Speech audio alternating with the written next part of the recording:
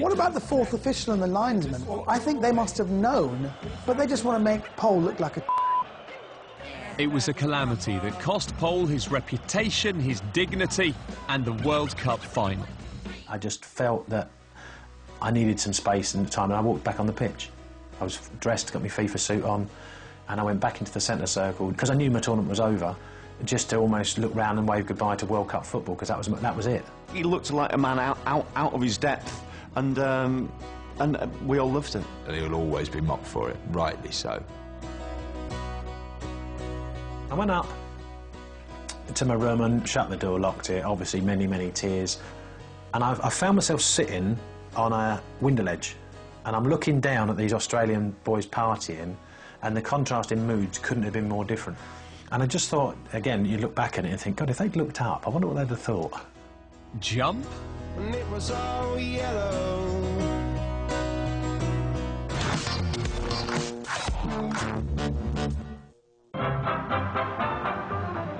Orlando, Florida, 1994. It's 105 degrees in the shade, and Ireland are losing 2-0 to Mexico. And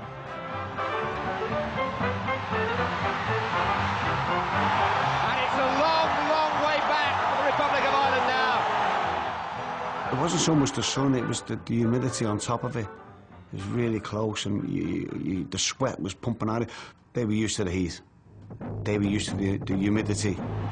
Desperate to try and change the game, striker John Aldridge is ready to come on as a sub. I went to go on, and the fourth official put his hand across me and said, basically, you're going nowhere, which I couldn't understand. Confusion between the officials over the substitution paperwork meant Aldridge wasn't allowed on. With 10 men on the pitch, put 2-0 down in this humidity, in this heat, I lost the plot.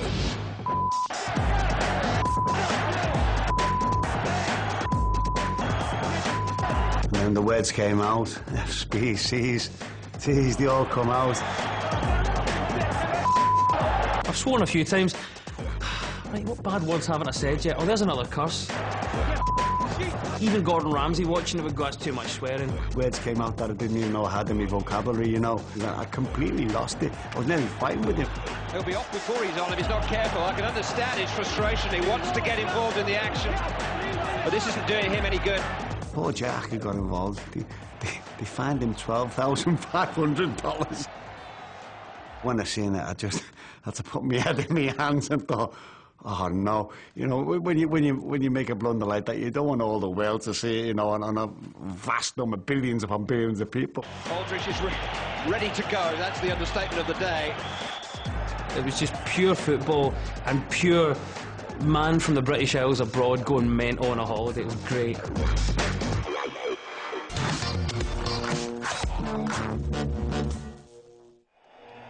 At number 12, it's one of football's most tragic stories. For me, the most shocking moment, it was a real shame for Baggio. I think people remember that more than how good he was. No, it isn't the most ridiculous ponytail in football history, although that was pretty shocking. It's Baggio's other World Cup blunder. Every World Cup has its star player, and in the USA in 1994, that man was Roberto Baggio. Baggio in '94 is the standout figure.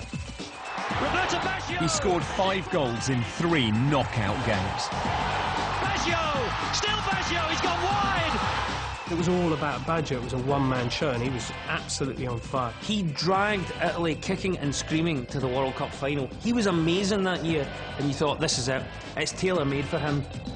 And so, when the final went to penalties, it was Baggio who had the chance to be the biggest hero in Italian football when he stepped up to take the final penalty of the shootout. And all the pressure now on Roberto Baggio, who has to score. When he stepped up to take a penalty, you just feel like it's a given he's going to score. The man who really has brought the team to the final now has to save them. And it's over the top. Brazil have won the World Cup of 1994. He sort of popped his pitching wedge on, and I look up at the sky and just leant back and just hoofed it over. He fired it over the top. In fact, I think that ball's still travelling. Italy's greatest player for decades misses the most important kick of his career. But what a way to lose. I suppose in some way serves him right from that ludicrous sort of rat of a ponytail.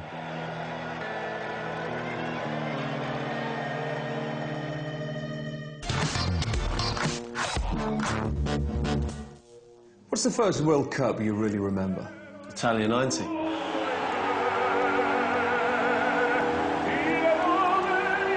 Oh yeah, Gaza, Lineker, Klinsmann, Pavarotti, and Massing.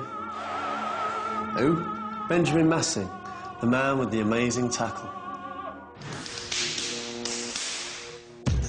Cameroon made a big impression on the World Cup in the opening game of Italia 90. Cameroon were a very physical side, very strong. And they had some very, very tough players, as Argentina found out. They had a carefully thought out tactical plan to deal with the reigning champions. They'd knock 7 bells out of them. First, midfielder Kana Biik was sent off for kicking Caniggia. Then his brother bulldozed a winning goal. Biik. Oh, he scored! They even tried to take out Argentina's fans. Did it actually strike somebody? I think it probably did. But most shocking of all was the World Cup's most perfectly synchronised foul, starring Man Mountain Benjamin Massing. Well, it was GBH, really. Koundé pulls out of the challenge. Not a good one by Ndidi. Referee allows him to go on. Terrible challenge by Massing. Take me out! Caniggia, like a young, innocent gazelle, sort of sprinting down the wing, giving Argentina half a chance of an equaliser. One Cameroon player just flies across, just misses it. But Massing didn't. And he just clattered into him. There's a boot flying off. It feels like there's landmines going off everywhere. Do you really want to hurt me? And then he gets up and goes. Aside of the dancing at the corner flag, they were pure evil.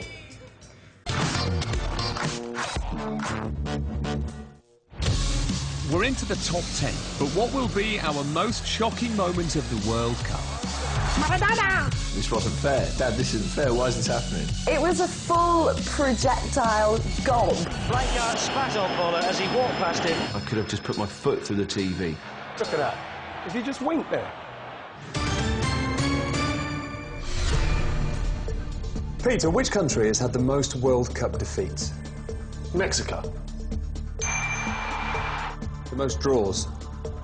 Germany and Italy. The most wins? Brazil. Which country has gone out on penalties more than any other? Is that a trick question?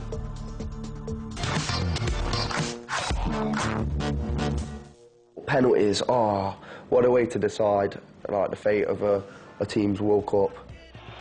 In 1990, England went out on penalties because they weren't very good at them. In 1998, they went out because they weren't very good at them and hadn't practiced them.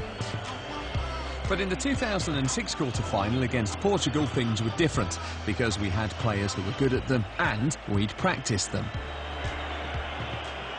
You see Frank Lampard step up and you have the kind of confidence, you look down the rest of the list and think, OK, where are the potential misses going to come from? Oh, he saved it! Well, him for one. That's a shocker, because even West Ham fans wanted him to score. Next, Liverpool's penalty ace Steven Gerrard missed. Still, Jamie Carragher, who was only brought on to take a pen, scored. Oh wait, no he didn't, he had to retake it. And he missed. The only reason we managed to score one was because Bayern Munich's Owen Hargreaves had spent 7 years playing in Germany.